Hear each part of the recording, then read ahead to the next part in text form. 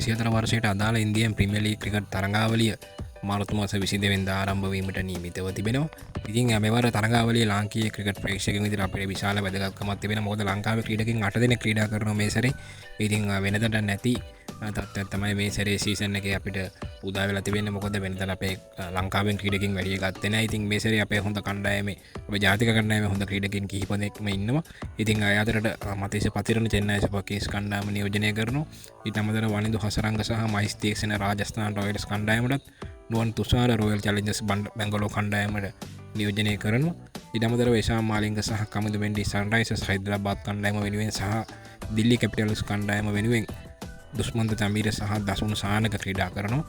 ඉතින් මේ ක්‍රීඩකයන් අතරින් කාට කාට අවසන් 11 දෙනා ක්‍රීඩා කරන්න හම්බ වෙයිද කියලා තාම නිල වශයෙන් තොරතුරු වාර්තා වෙලා නැහැ. බොහෝ දුරට මතීෂ පතිරණ චෙන්නයි සුපර් කිංස් කණ්ඩායම නියෝජනය කරා. මොකද ඔවුන්ගේ ප්‍රධාන පන්දු යවන්න වේග පන්දු යවන්න මතීෂ.